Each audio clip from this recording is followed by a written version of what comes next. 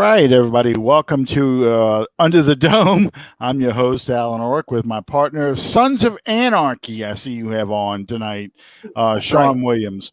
I've got my Drew Brees Super Bowl jersey on because it's Super Bowl week. And, I'm just going to reminisce about the old days. Good times I remember. Yeah, we you may be know, doing a lot of that in the coming years. yeah. But everything is cyclical. Everything goes in a circle. Sooner or I later, we'll be back. I said this back in, after the NFC divisional round when we lost to the Raiders, not Raiders, the Bucks. And I said this when people were talking about Drew Brees costing us two shots to the Super Bowl. My response is, well, first off, how many chances in the Super Bowl did we cost Drew Brees? Brees played exactly. at an elite level, and we didn't have the team to get him back to the title game. But secondly, How many chances did you have without Drew Brees? Right. If you look at the history of this franchise, and I'm talking about going back, to the Archie Manning days of the 70s, just getting a winning season was a big deal. Sure. A non-losing season. Yeah. I got so tired of hearing that phrase. The goal was the first non-losing season. That was before it ever got to be, okay, we got that, so let's try to get a winning season now. Right. I mean, it was the New Orleans Saints, the only NFL team never to have a winning season. The New Orleans Saints, the only team never to have gone to the playoffs, never to have won a playoff game, never to have won a playoff game on the road, never to have won a Super Bowl. All those things, they would throw at there. All that was gone.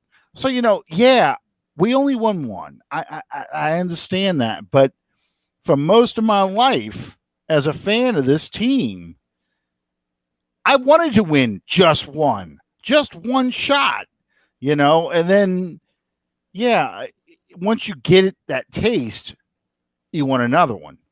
Yeah. I can remember making the comment after 2009 or leading up to that Super Bowl. If we never do anything else, if we can just win one, I won't care if we ever win another one.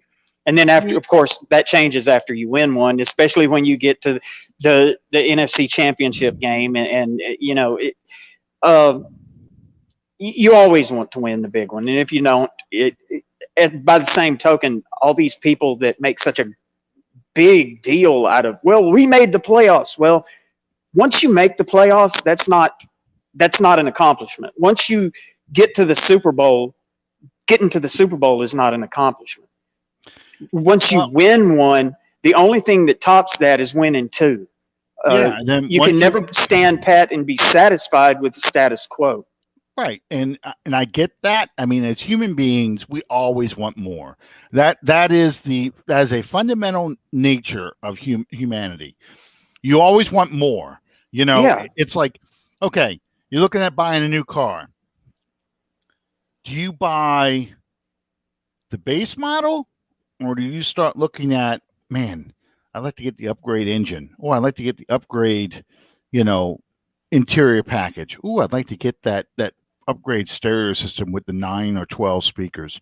Ooh, I'd like to get, it's always that's why they have so many levels. You've got the base model, and then you've got the top of the line model, which is loaded, and we always want more. We buy that car and we drive that car for 2 or 3 years.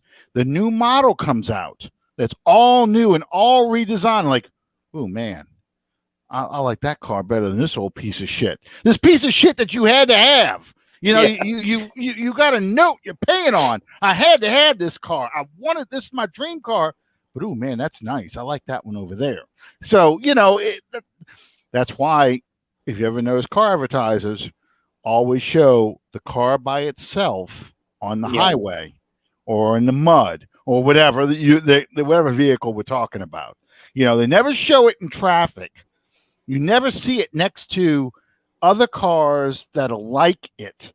It might pull up next to, you got a brand new Mercedes Benz and it pulls up next to a freaking Kia from 10 years ago, and the guy looks over at you, but it's never a comparable car because they don't want that, because you as a consumer are always going to want more. So this is a very long explanation, but that's how we are. That's why we buy new iPhones or Androids.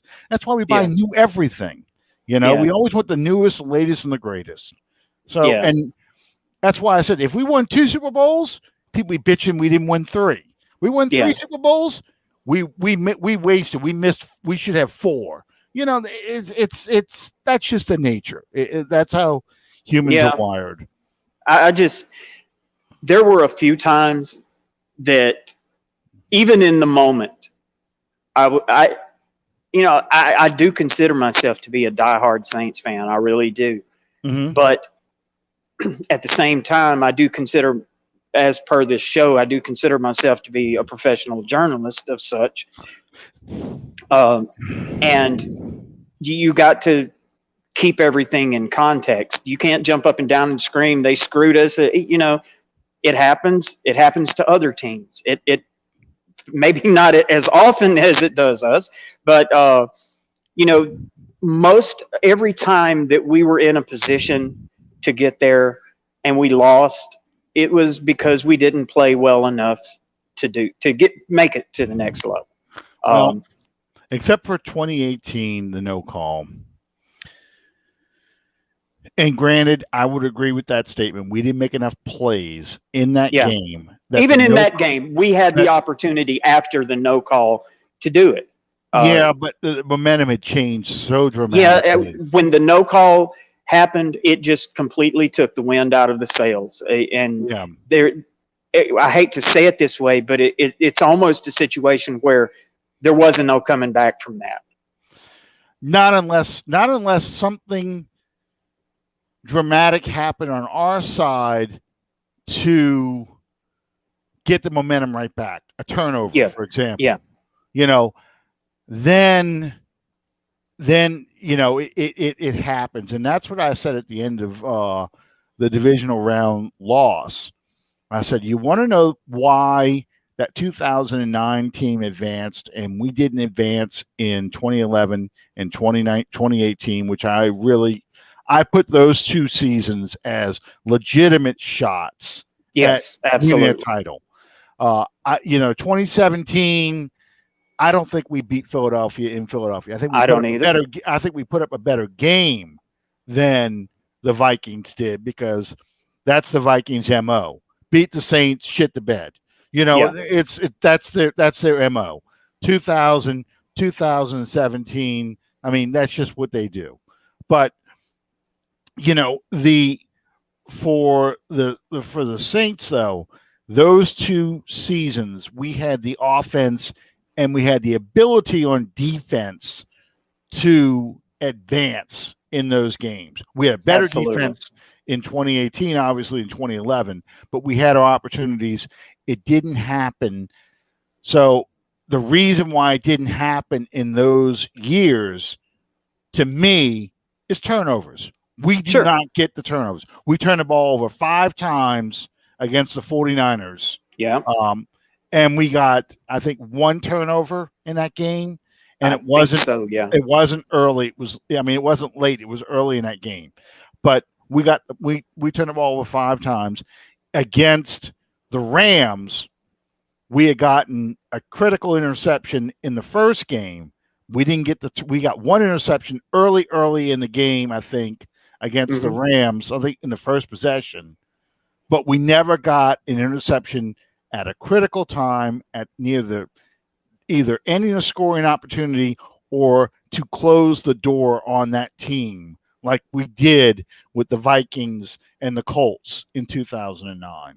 And unfortunately, these teams like Tampa Bay this year, the Rams that year, if you look back, those were teams that we had played earlier in the season and convincingly just absolutely skull drug at one point during the game. In the case of the Rams, we beat the dog out of them in the first half of that game. Of course, we allowed them back into it, and that was what it was. But somehow, and with Tampa this year, we played them twice, and I would dare say that they were never in either of those games. It was just that convincing a victory. Well, but again, unfortunately, the case is now, having lost to them in the playoffs, it kind of cheapens those two wins over them during the season, because they didn't matter as much as winning that playoff game. Just like the 49ers game where we turned the ball over 5 times in 2011, we turned the ball over 4 times against the Bucs. We got 0 turnovers from Brady. And you don't win games like that. They took the film from those first 2 games, and they modified their game plan dramatically to cover their own butts with the stuff that we hurt them with in the previous 2 meetings. You didn't see us getting to Brady and bouncing him off the turf. You didn't see Brady throwing the interceptions like he did in the first 2 meetings. Well, we didn't shut the run completely down. We didn't make Leonard Fournette a non-factor and make Arians pull him out of the game and just throw the ball every down. And that was one of the big things. And the other thing was, we had turnovers at critical points in the game that let the Bucs get back into it. The first interception, the Jared Cook fumble. I mean, those were and then we turn the ball over after they take the lead 23-20. We turn the ball over again. Yeah. So, that's I'm not counting that 4th one necessarily. It affected the game, because that 4th one was really desperation time. Yeah. Where they knew we were going to throw the ball, just like how we got turnovers later in the game in those 2 earlier meetings with the Bucs, because we got them to the point where they're throwing the ball on every down. Yeah. So you just sitting back playing center field against them. Right. Exactly. So, that to me, that's always going to be the difference. So, if you can blame Drew Brees all you like. You can blame the defense on the earlier losses.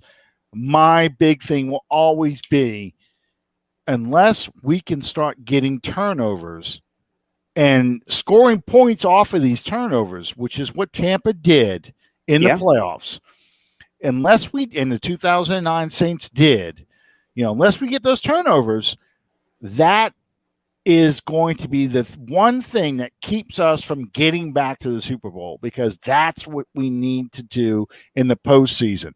And if you look, the teams that are the most successful in the playoffs leading up to the ones that eventually wind up in the Super Bowl are the ones that do just exactly what you just said. Right. They win the turnover battle, and they put up points off of those turnovers. Well, and that takes us right to what I wanted to talk about tonight. Saints hired a defensive backs coach to replace Aaron Glenn, who went on to be a defensive coordinator now. They hired a guy by the name of Kris Richard, and I'm going to butcher this name, but even though it's a simple name, I'm going to call him Cliff Richards. I'm going to call him Chris Christopherson. I'm going to call him some kind of singer's name before it's all said and done.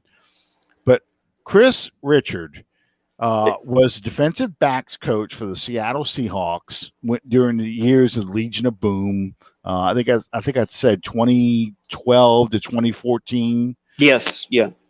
And then was promoted to defensive coordinator in 2015 when Dan Quinn went to our favorite team over there in Atlanta to become their head coach.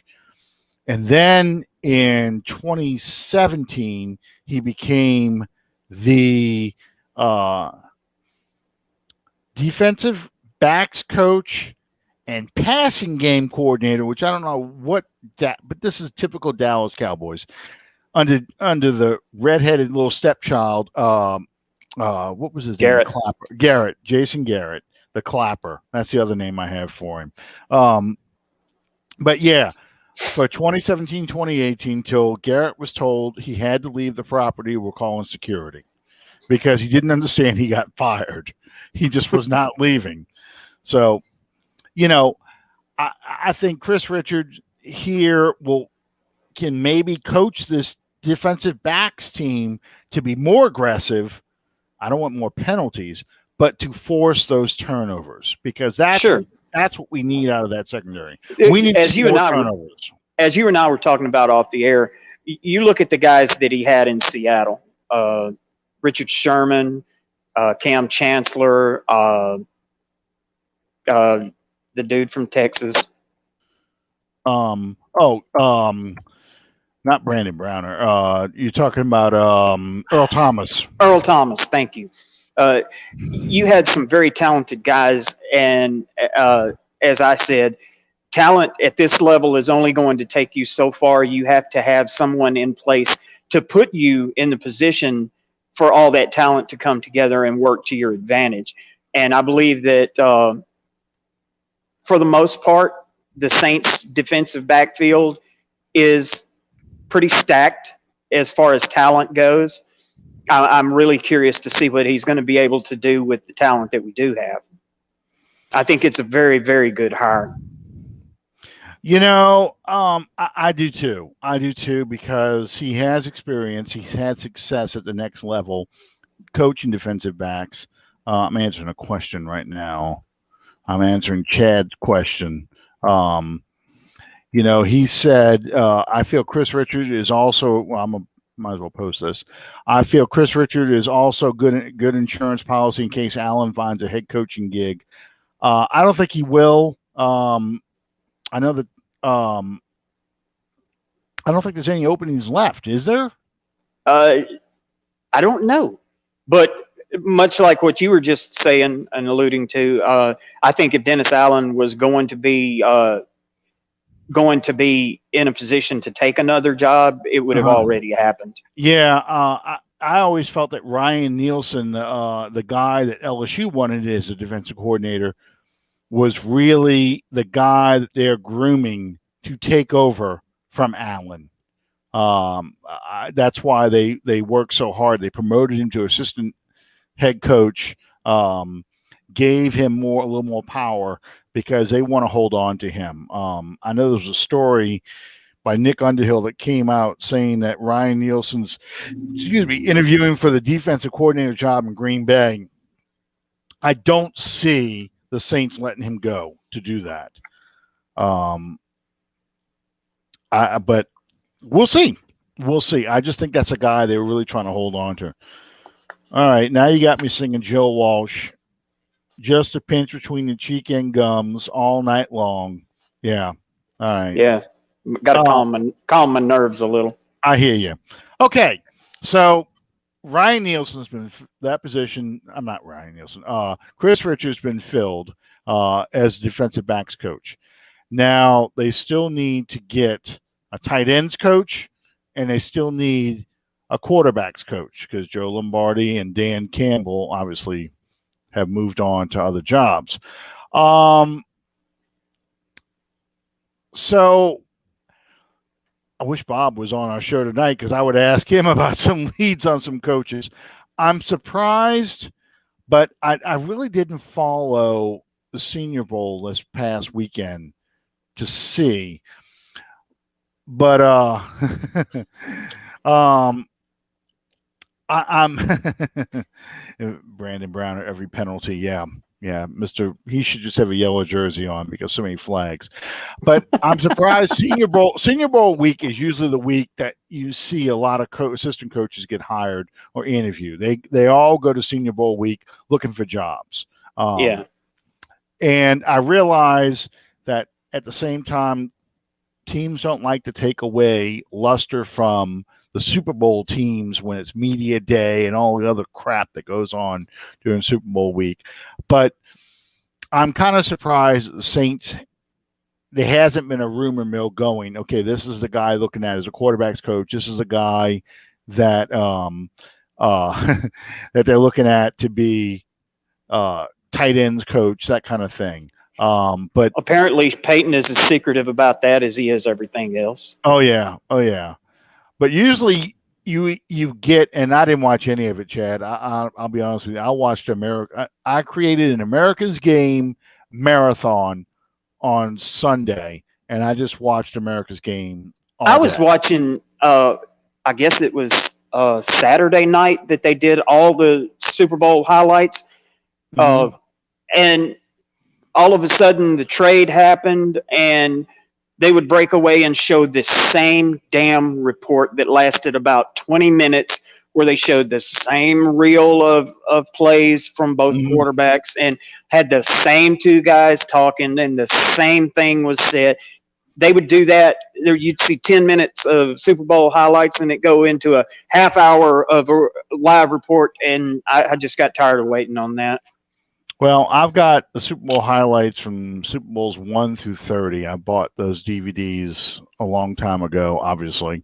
Um, so I'm waiting for the next 30 to come out, and I've got the Saints Super Bowl highlight on DVR, but I'm waiting for the next Super Bowl highlight collection to come out because that'll be 31 through 60. I'm hoping the next 30 of them. It's fun because I enjoy watching the first, 18 of them, because John Facenda does the voiceovers, except for I think Super Bowl 2 he doesn't do that one, but John Facenda does the voiceovers on almost all of them. So Well, I enjoy watching that.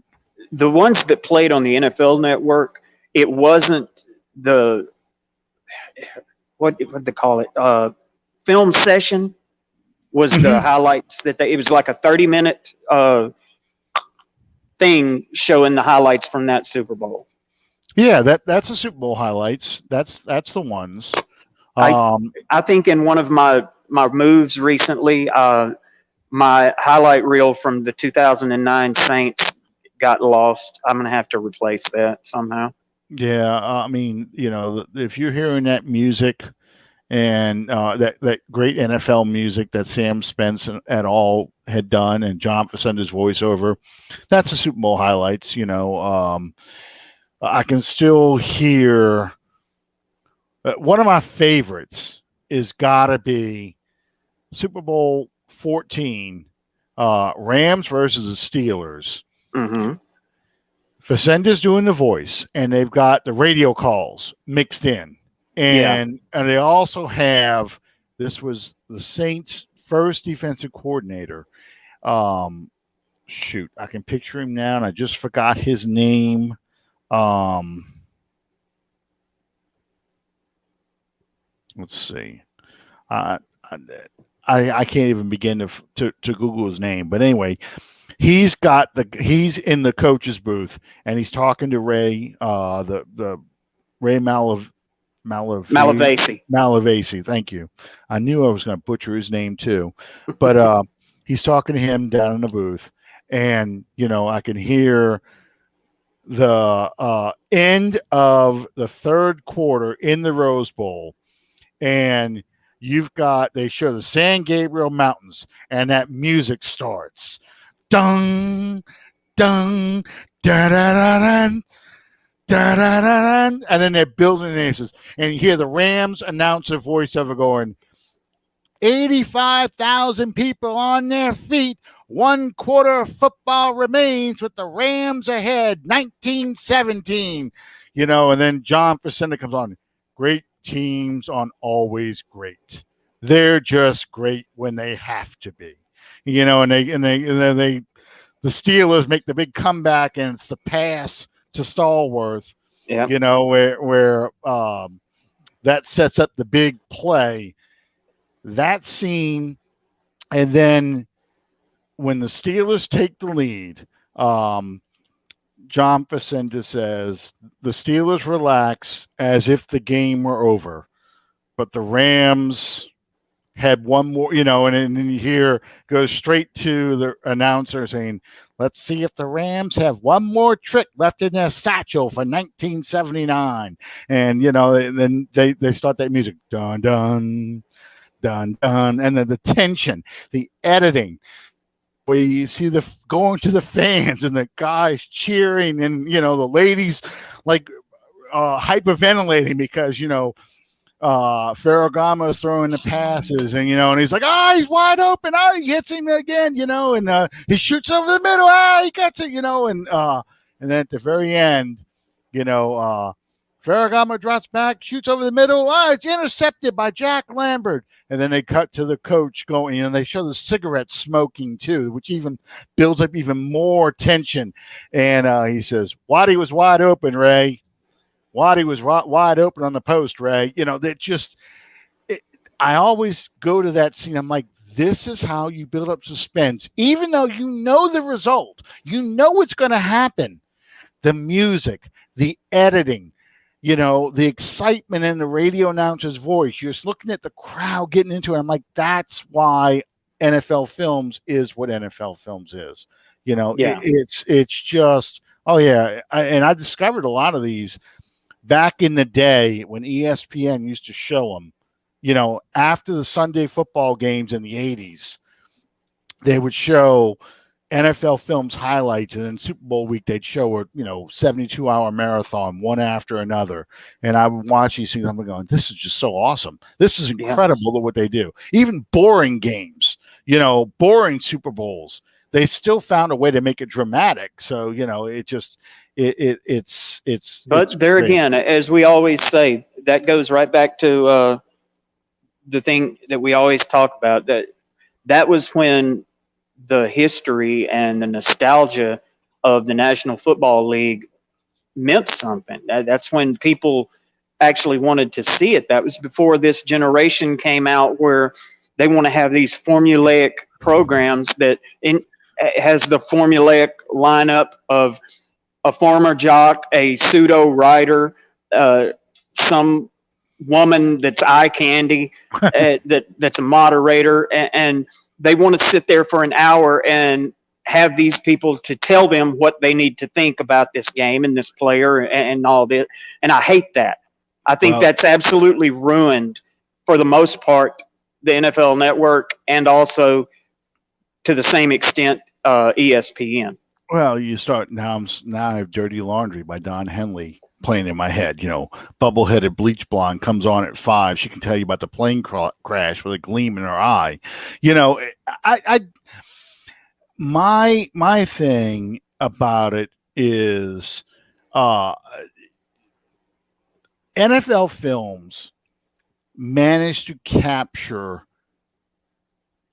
the history of the National Football League just when it became really popular in the 60s.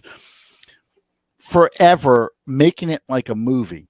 You look at the other sports, like let's take the NBA, for example. Wilt Chamberlain scores 100 points. There's no video footage, film footage of that anywhere. Nope. You can't see that. How he got 100 points by himself. How he did that. You only get the news articles about it. Mm-hmm. And it becomes a thing of legend more than anything else. Jerry West, Pete Maravich, looking at Pete Maravich playing basketball, it's grainy, multi-generational old tape, so you don't see the great players of the past. It's not until the 80s you start really seeing, the history of the NBA. Now, granted, that's 40 years ago now, which is unbelievable. God. I know, 81 was 40 years ago, but the NFL, you have, as the Super Bowl is starting, you've got all this history. So these players live on in legend. The same with hockey. Hockey, the great players of the 60s and 70s are in black and white footage. And the Major League Baseball, same thing. It's grainy footage. It's not something that today's generation can look at and go, look at a player like Earl Campbell dropping his head, hitting Isaiah Robertson dead in the chest and knocking him down, and it's in slow motion. So you see in his jersey get ripped off his body as he's running forward with the football, so people, kids today can see something like that and go, holy crap, that was a man, yes. And I do want to mention that, Hank Aaron passing away. What's my memory of Hank Aaron? Hitting a home run that breaks Babe Ruth's record and going around the bases, and the fan comes out and runs along with him as he runs the bases. But Roger Maris, when he broke the single season one, the only footage I know is they show one of his home runs he hit on black and white, but the look on his face when he turns his head and looks at the cameras, and they got all the lights flashing, and he just looks like totally overwhelmed, like what the hell is going on? Because Roger Maris wasn't the guy they wanted to see break the home run record. It was Mickey Mantle they wanted to see break the home run record, and they went after Roger Maris for doing that. Yeah, and I would strongly suggest anyone that if you're a baseball fan and you haven't seen Billy Crystal's film 61, that is an incredible. Barry Pepper plays Roger Maris. That's an incredible insight into that whole season. Right. Exactly. Yeah. And I've read a lot about Roger Maris, and it was just unbelievable when it went through. Yeah. Just because he was not Mickey Mantle. Yeah, and that movie delves into that quite a bit. Yeah. And Mickey didn't. I mean, the fact is, in that locker room, Mickey did not have any resentment towards Maris. No. It was all external. And that's what is even more upsetting. That they were just upset that it wasn't him. So anyway, so back to that other stuff. So, that's the fun part about the Super Bowl week. That's the part I enjoy, is reliving those old Super Bowls. What was the first Super Bowl you saw? The first one that I really and truly can remember sitting and watching was the one we just spoke about, the Steelers and the Rams in 79. Okay. The first one. Now, my dad went to the three that were held in Tulane Stadium. He went to Super Bowl IV, Super Bowl VI, and Super Bowl IX. Okay, I've told this story before.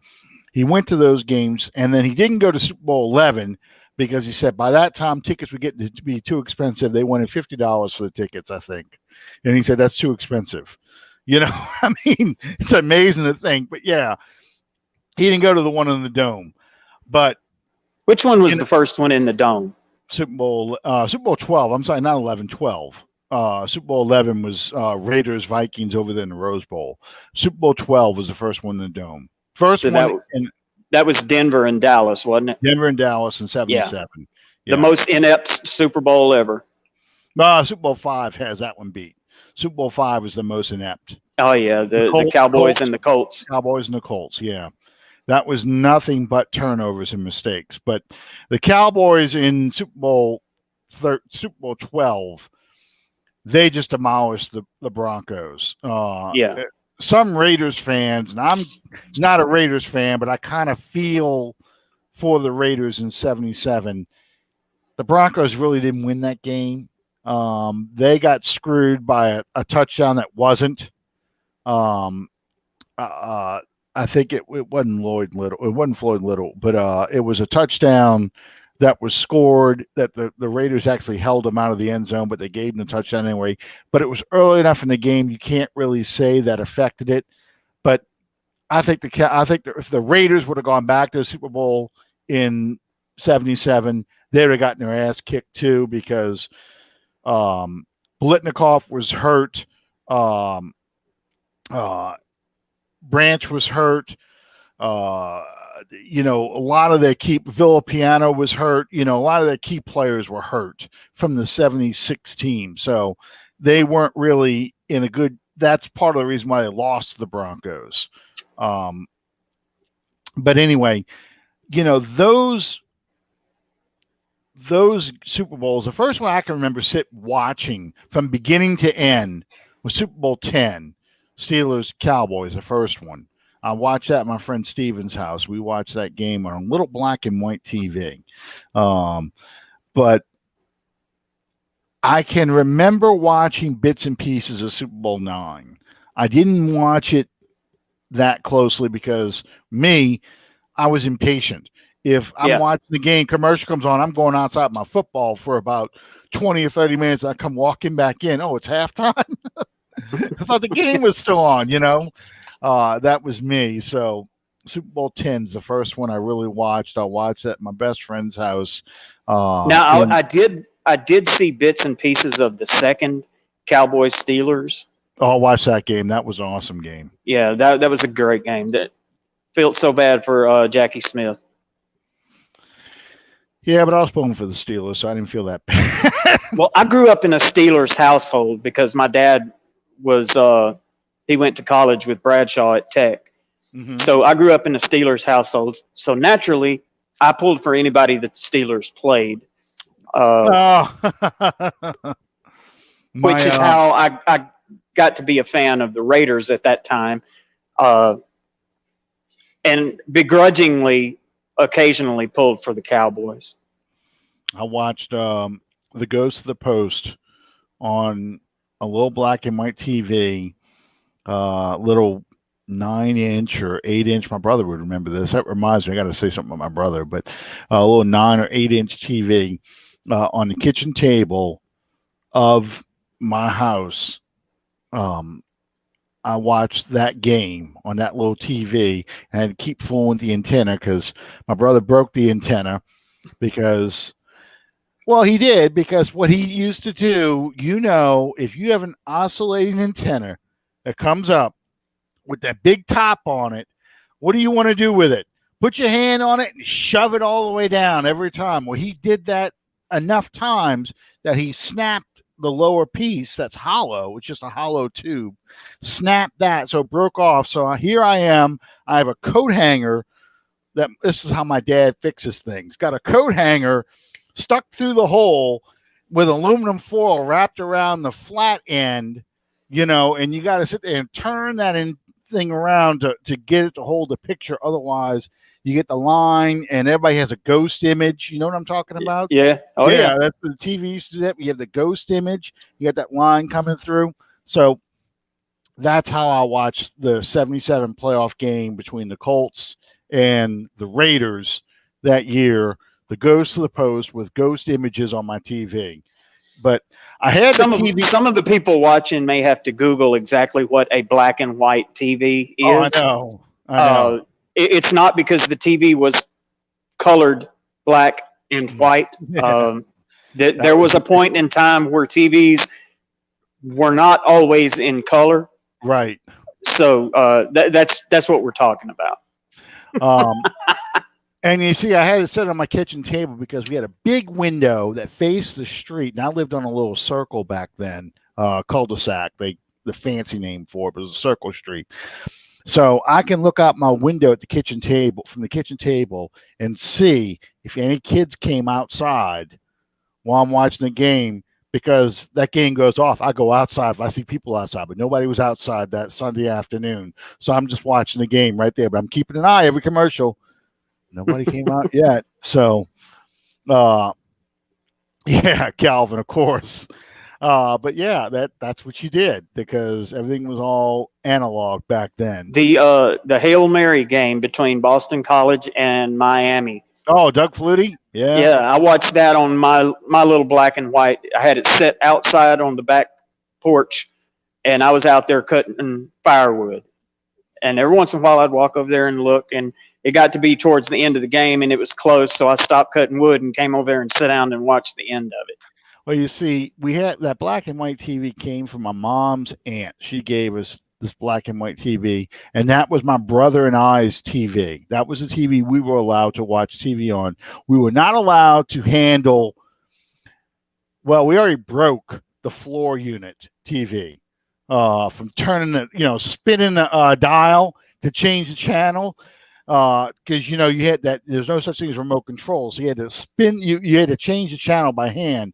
Well, this particular TV was a Sears special. If you spun it right, you could watch the numbers turn like the Wheel of Fortune, because it was a light, and you had a cutout of the number, the channel, and it would rotate around the light.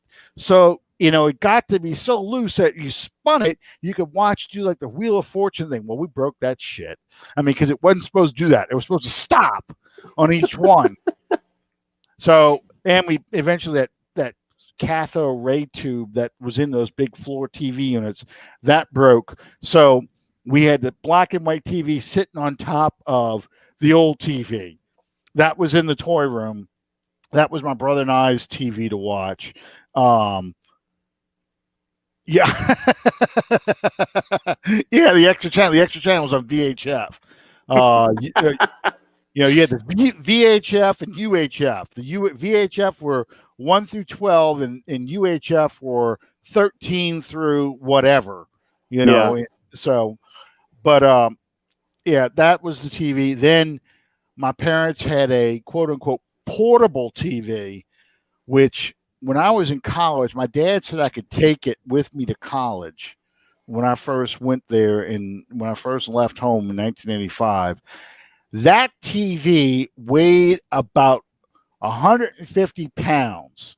It had a handle at the top, but it was a color TV that weighed a ton. And that was another Sears special that my dad bought in 73 or 74. And that became the main TV of the house. Once my brother and I broke the old floor unit, we had that on. There again, for all you youngsters, TVs used to be what they called console units that had your TV, your speakers, your turntable, your AM/FM radio, and all of that. So it weighed about a metric ton. Yeah. And my brother's asking what brand was that TV? That was a Sears TV. You bought everything at Sears. You bought TVs, you bought record players, you bought toys, you bought clothes. I remember today's my brother's birthday, by the way. He's 50 today. So everybody tell Danny Ulrich happy birthday. Happy birthday, Danny. Yeah, he's 50. And he's my younger brother, so there you go. But anyway, so yeah, the thing about Sears, I remember my brother's wife looking at our old pictures one day, and she's like, "Man, you guys dress like the Brady Bunch." I'm like, that was the fashion. They didn't dress like that on TV by accident. Hey man, during that time, you wore what you could get. That's it. So you could buy shotguns at Sears. You could buy anything. I mean, that was the thing.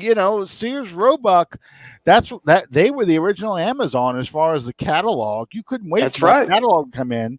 Christmas time, those catalogs showed up. And you were golden, man. You sat there and you picked out shit that you wanted for Christmas off the Sears catalog. Musical instruments, everything. We went to Sears a lot as a kid. It was the Amazon / Walmart of the day, except they didn't sell groceries, but they sold everything else.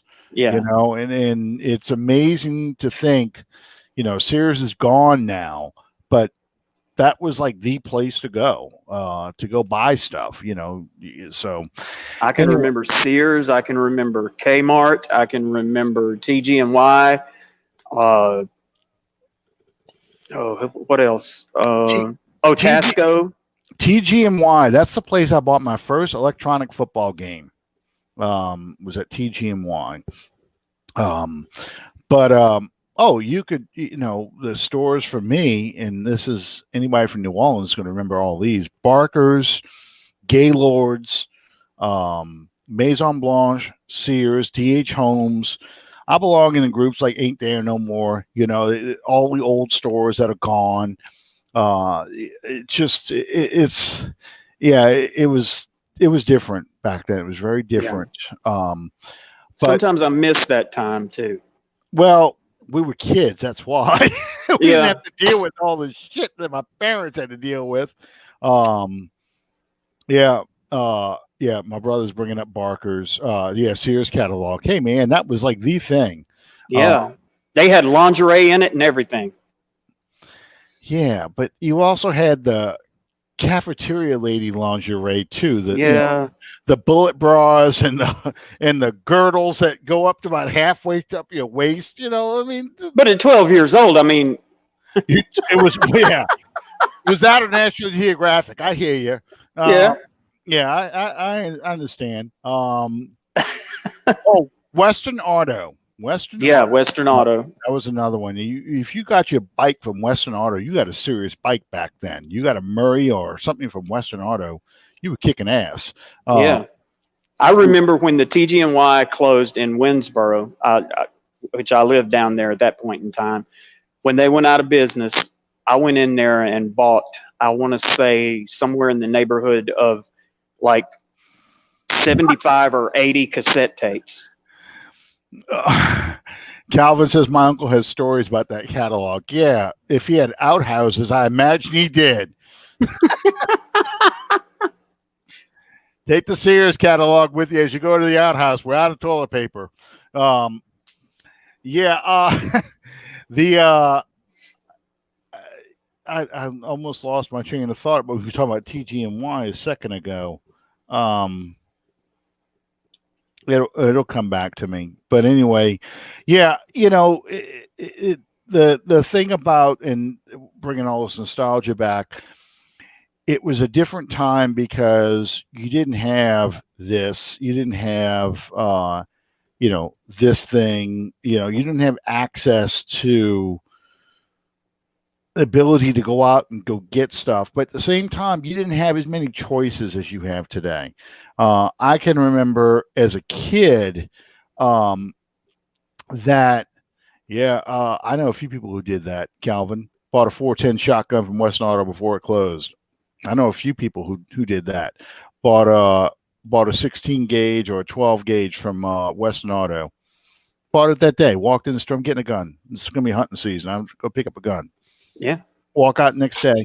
No problem. No paperwork. Nothing like that. Buy a gun and as much fire for it as you wanted. No checklist, no waiting. Just when I was a kid, it was not uncommon in the school parking lot to see a pickup truck with a gun rack in the back and a gun sitting in it.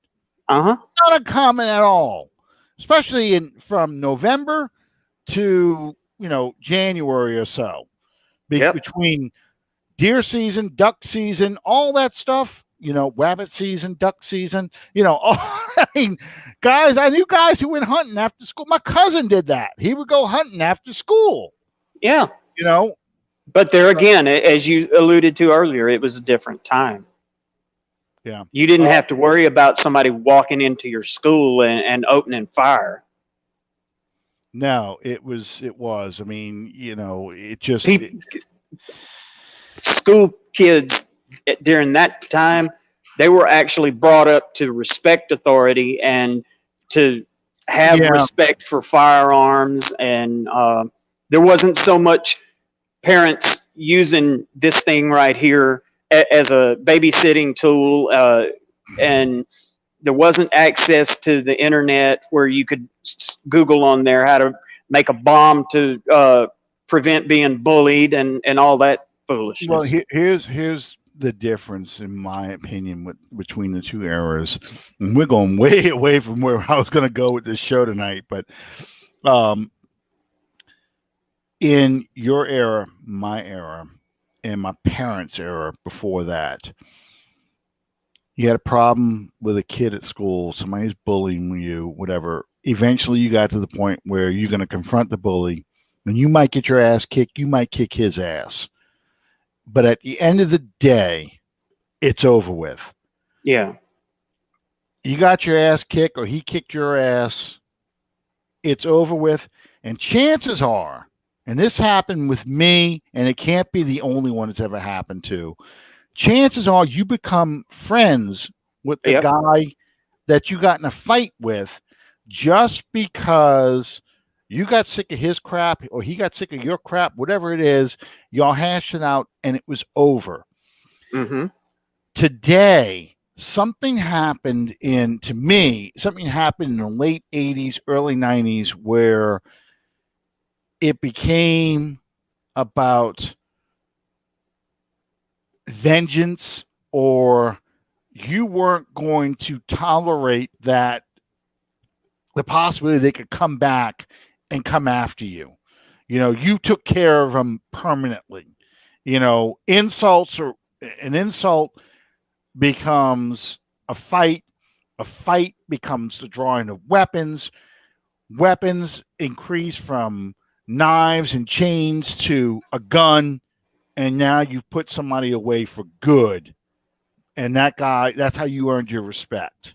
Well, in a lot of ways, mainstream media, regardless of what they'll tell you, the mainstream media made it socially acceptable for this to happen, because you see the TV shows about it. You see in music how they say that this is acceptable behavior, and you've got no parent in the house now that's monitoring these kids' activity anymore. I get that, and I mean, but we're also of age that we remember when, they started putting record labels warning people, that heavy metal was, satanic music. You play the album backwards, which how the hell you did that, I have no idea. But, you stuck the speed where you changed it from 33 to 45 to 78. You got that thing and stuck it in between two of them to where it was just free, and you could spin it backwards. Well, so I hear. But I mean, heavy metal suicide was, another issue that we had, and that kind of stuff. So I don't want to make light of the fact that there wasn't bullying. There was bullying, and people did commit suicide because of bullying. But because of the internet and because of social media and stuff like that, you and I can remember there were times where we didn't want to have to deal with a bully, so we were sick that day. We stayed home from school. You could go to your house and get away from it. As long as they weren't in your neighborhood, you can go to your house and get away from it. You don't go outside, don't see that person, don't deal with that person. Eventually they'll find somebody else to make fun of.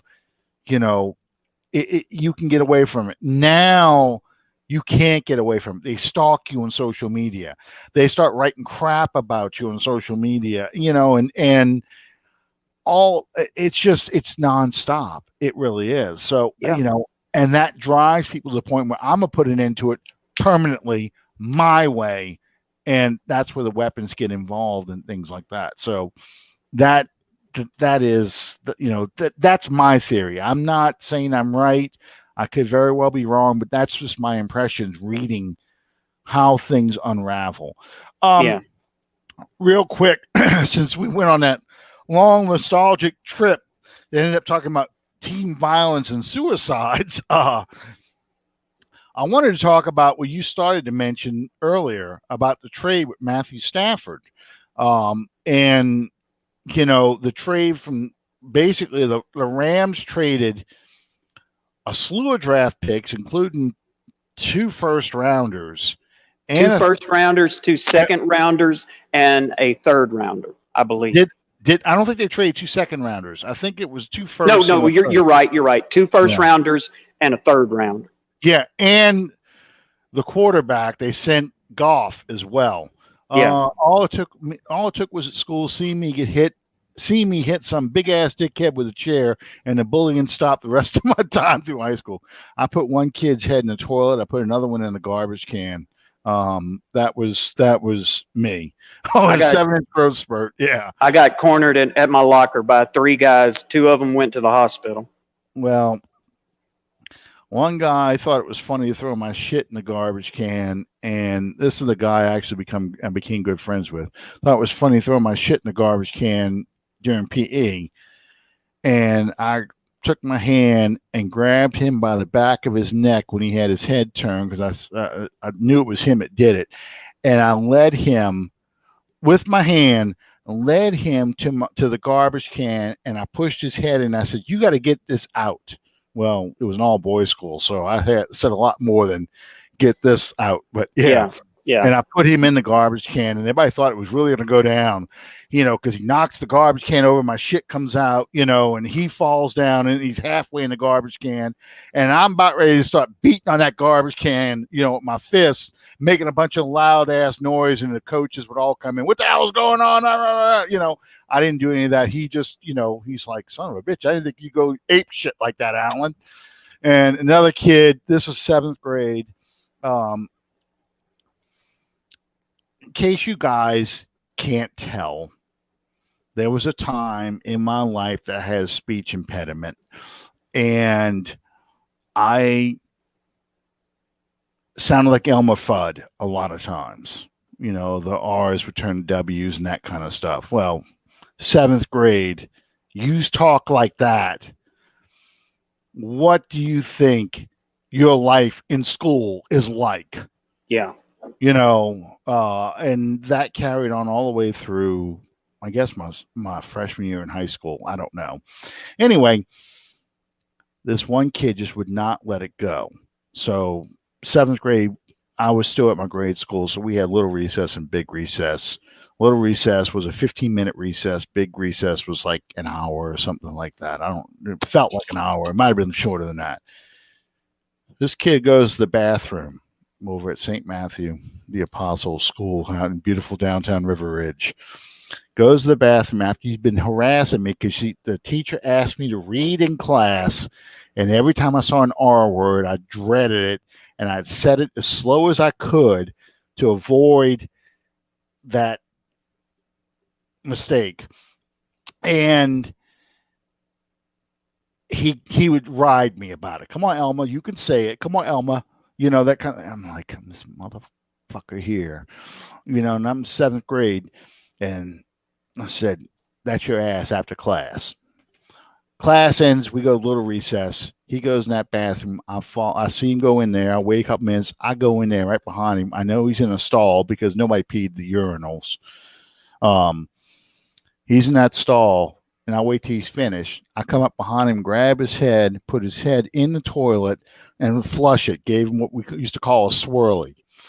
Flushed it with his head soaking wet. He comes up ready to fight, and I'm about ready to bounce him off the back then, because this bathroom was built in the 60s. You had that foam marble between the stalls. I'm ready to bounce him back and forth in that stall. Like, you want to dry off? Boom, boom, boom, boom, boom, because that's just how I was, because I had a temper. And you can ask my brother about that. And, you heard the teacher in the hallway that's on duty heard all the shouting. And thank God it was a teacher from that class who knew why I went after him. And she says, I'm going to take you both to the office. And then we go out there, and she's looking at me, and she's like, I just realized the principal's not there today. I want you two to stay away from each other. This kid's shirt's all wet and shit. He's still got toilet water in his hair. And she's like, just stay away from each other. Don't talk to each other the rest of the day. If I catch y'all around each other, we will go to see the principal, so yeah. That was that was the last fight I had at St. Matthew, and the last fight I ever had in my life. I took on 4 people at one time because I was still riding a bike as a junior in high school, and some stupid ass kid said, look at the sissy on him. Well, he didn't say sissy, but look at the sissy riding his bike. And stop, hop off the bike. What did you got in his face? What did you just say to me? And the guy's like, take it back. I can't believe I just did that. And this little entourage was with him. And he says, I want you to get out of my face. I grabbed him by the face. I'm like, how about you get out of my face? And I bounced his head off of a tree. I was not a friend. I did not. I mean, I was like the Incredible Hulk when it came to a fight. I'm just going at, he and I start going at it. His little entourage jumps on top of me, and I'm just like going at them all. I'm like, Hulk smash! I'm just throwing people around like a freaking lunatic. I just lost my mind. But that was my temper. That's I can relate to that. Yeah. I mean, and they all. You hit me in the nose. My nose bleeds easily. You hit me in the nose. So, they all think they got me. And so I'm like going, come back and fight. This dude's like freaking psycho. My face is red. I have blood coming out. I'm like, this isn't my blood. This is yours. I don't know what I'm thinking. I'm like Rorschach in The Watchmen. I'm not locked in here with you. You're locked in here with me. That's the kind of stupid crap that's going through my head. Because remember, we said last week talking about Red Dawn, and Die Hard, not Die Hard, Charles Brown, Death Wish. I'm thinking those are great elements of film. I'm reliving. I'm Paul Kersey right now. I'm gonna get justice. It's stupid shit. Stupid. Whenever I had a temper too, and if you ever pushed me to the point of losing my composure, then numbers didn't matter, size didn't matter. Oh yeah. Because I could hit somebody 3 times before they could see one coming.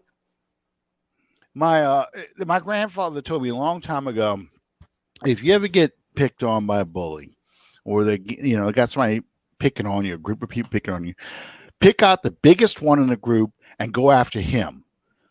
He says, you might get your ass kicked, but you go after him and the rest of them will never bother you again, even if you get your ass kicked, because, you showed, maybe it's you're crazy, but you weren't afraid of the biggest one. You don't take on the littlest one. You take on the biggest one. So, that's how it was. And that was my last ever fight. Some clown wanted to fight a friend of mine in a bar, and I happened to be standing next to him, and he's like, you and your guys are going to take on me and mine out front. And I'm like, who the hell is you and your guys? I'm looking over, who is he talking to? Me? I'm drinking. I'm not going out there to fight.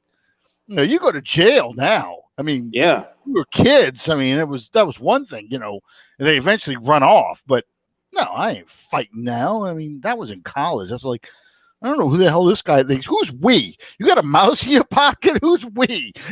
I mean, that's just how I was. Okay, so let's talk about that trade real quick. The trade. All right. So my understanding is the Rams gave up so many picks because they wanted the Lions to take on Jared Goff's contract, not just take Goff, but take on his contract. Yeah. So some people are saying, okay, this is kind of setting the parameters now for Deshaun Watson. John McClain, speaking of Die Hard, the reporter John McClain for the Houston Chronicle said, okay, for Deshaun Watson, we're talking 2 1s, 2 2s, and 2 young defensive players for Deshaun Watson. Which never happened. No one's going to do that. And allegedly, the Texans are saying, we're not trading him. We're not trading him. And I'm sure this is going to go on all the way to draft day. They're not trading him. Yeah. Who's we, sucker? What movie's that from, Danny? I forgot what movie that's from. Who's we, sucker? I can hear it too. And we're also we found out that Derek Carr supposedly is available for trade from the Raiders. And Carolina tried to make an offer to the Lions, not as good as what the Rams did, but tried to make an offer to the Lions for Stafford before the Rams came in, essentially with Jared Goff. And I remember with that sudden impact. That's right, because we're not just going to let you walk out of here. Who's we, sucker? Me, Smith, and Wesson. Yeah, I remember that movie now. Yeah, okay. I knew I could hear it in my head. I just couldn't remember what scene that was from. But anyway, so we're seeing a lot of talk about quarterbacks changing.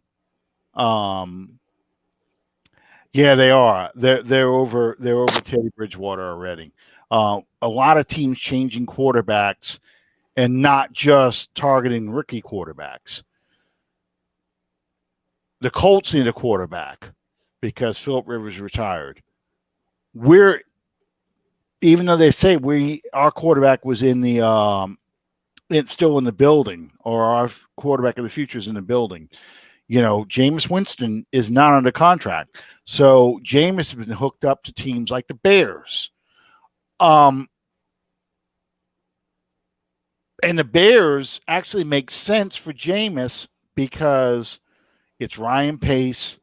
There's a lot of ex-Saints on that team. And clearly they're moving on from Trubisky. They're probably moving on from Nick Foles too. He would go into that team as the unquestioned starter. Whereas here with the Saints, if he comes back, is he competing with Taysom Hill for the starting job? He's not guaranteed the starting job because Taysom Hill is getting paid, not just to be a Swiss Army knife. He's getting paid to be a quarterback as well. So my question to you is, where do you see this quarterback carousel this offseason going around? Well, in terms of the New Orleans Saints, I got to think that Jameis wants to be in New Orleans. Now, obviously, if there's another team out there that is willing to break the bank, he's got to at least be curious to see what he can get because of his age, among other things. But I really feel like Winston wants to play for the Saints and wants to be that starter. And I believe also that as things are now, what happens from here to preseason next year notwithstanding, Jameis is going to be that penciled-in starter, so to speak. You want to an ideal situation is going to be using Taysom for what you've always used him for. But I got to believe that Winston wants to be in New Orleans. I think so too. He spent this offseason learning the offense. This is an offense that is very quarterback friendly.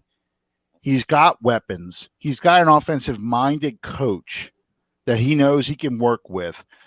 I think he wants to stay here too. I think the Taysom Hill issue, though, will be something that, I agree. Calvin says the players seem to like Jameis Winston a lot. They want him to be the leader of this team. So I think he has a plenty of good reasons to be here. Whereas with the Bears, it's learning an offense. How good is that offense going to be? They have an okay running back, whereas you have Alvin Kamara here. I think there's a lot more questions. Plus, he gets to face Tampa twice a year. And that's all those incentives. I don't think Indianapolis is going to appeal to him. I think Indianapolis makes a play if Carson Wentz becomes available for a guy like Carson Wentz. Yeah. They're going to go hard after somebody, a veteran starter. I think they're the ones that are willing to give up a lot to get Winston, if any team does, because they feel they are a playoff team and they're just a quarterback away from really making a run in the AFC. I don't know if they're good enough, the Chiefs, but having a young elite quarterback throwing to Hilton, throwing to, having a strong running game, having a good defense, there's a lot to appeal. Plus, Winston gets to play the Texans twice a year, so that would appeal to. I just can't. I don't know if the Texans would make an interdivision trade like that. Excuse me. My brother says the Vikings and 49ers might switch quarterbacks. That would be interesting because they just extended Cousins. But I do know the 49ers want to move on from Garoppolo. And I still say Garoppolo goes back to New England if the 49ers ever cut bait with him. I'm curious to see what happens with that situation. He's got a much better offensive line than he had in Tampa, although Brady's playing basically behind the same offensive line, just a different tackle. It's I'm curious to see where all these changes go. To me, Winston's linchpin. If Winston doesn't re-sign with the Saints, that puts the Saints in the quarterback carousel, the mix. And where does it stop? I don't know. I think that that's where, and I believe this anyway. I think that's where the Saints start looking at the draft too, to see where the next quarterback may come from. Yeah, But if Winston comes back and they've got Hill under contract, then they may draft a guy in the 4th round, 3rd round, something like that. a project. Yeah, but if they lose Winston and they can't make a trade for one of these other quarterbacks, the veteran quarterbacks, not a young quarterback, a veteran quarterback, then I see them trying to go after someone like a Mac Jones. Yeah, I mentioned that. Derek Carr. Raiders looking to move on from Derek Carr. I could see the Colts possibly be interested in that too. Well, I think for the 49ers. I think it's my opinion that with Winston puts you in a better spot to be successful than you would be with a Stafford, Derek Carr, even to a point, Watson.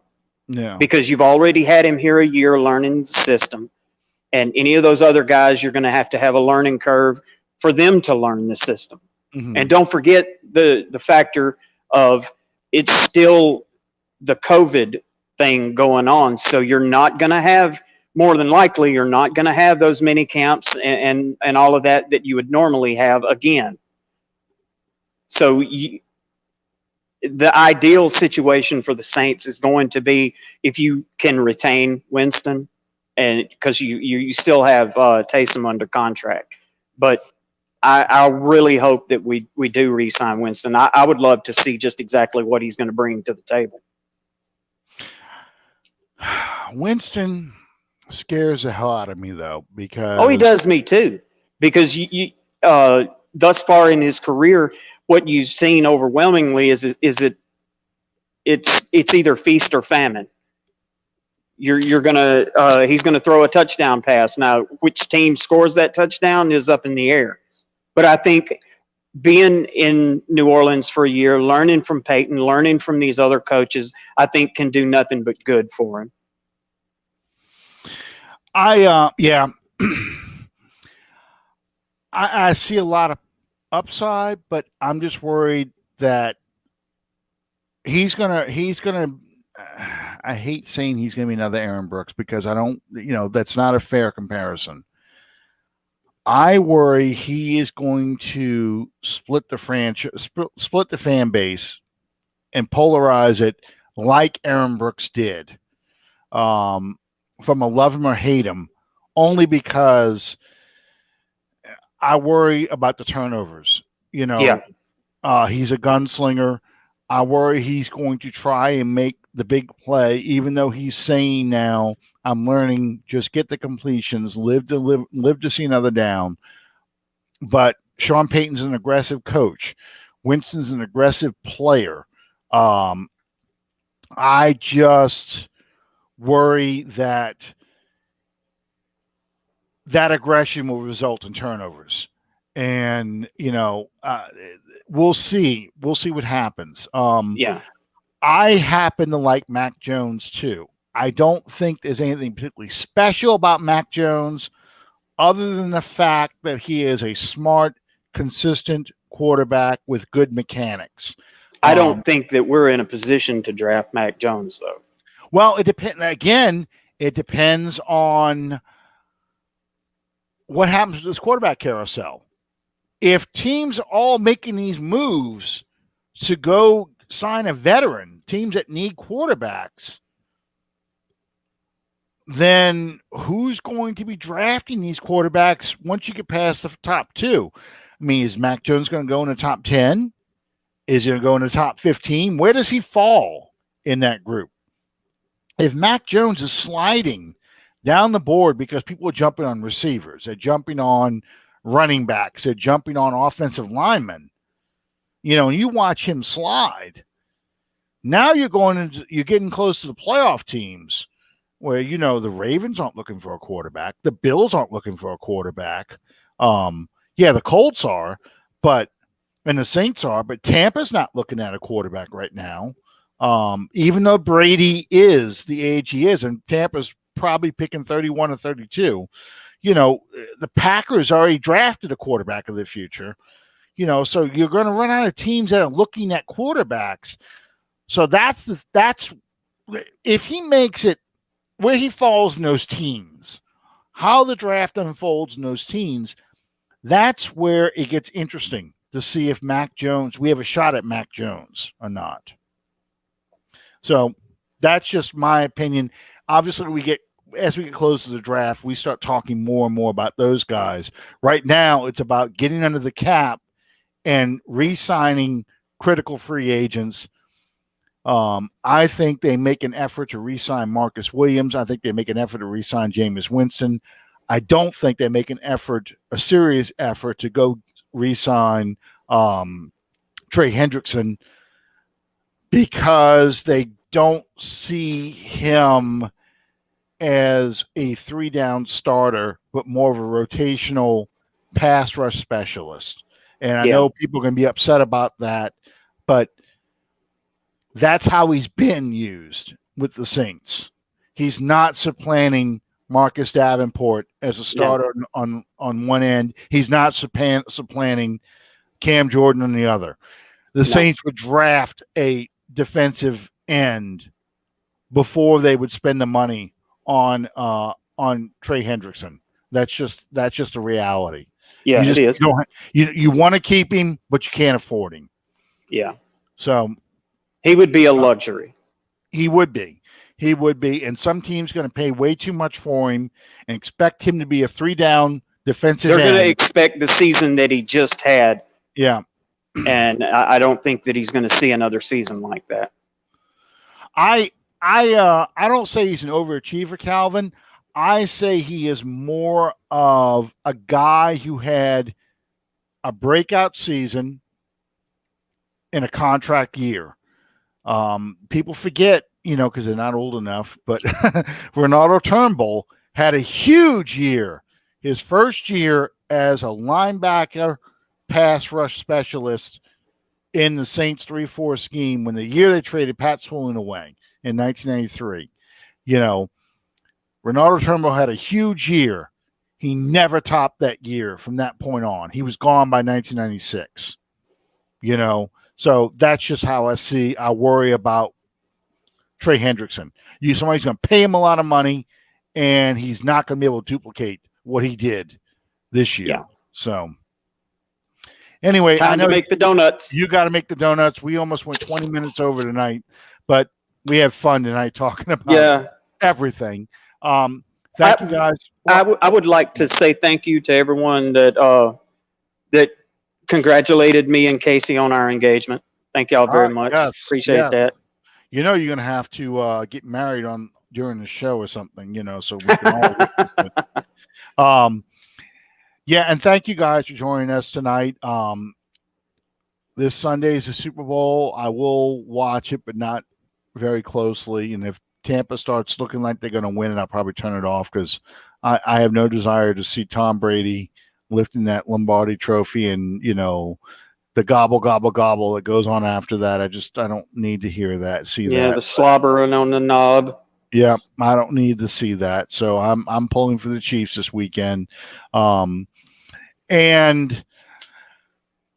after that, football's over with. I didn't even watch whatever that was, the Pro Bowl, whatever that was supposed to be on Madden. I didn't even watch that this past weekend. So, like I said, I watched American Game Marathon and enjoyed that.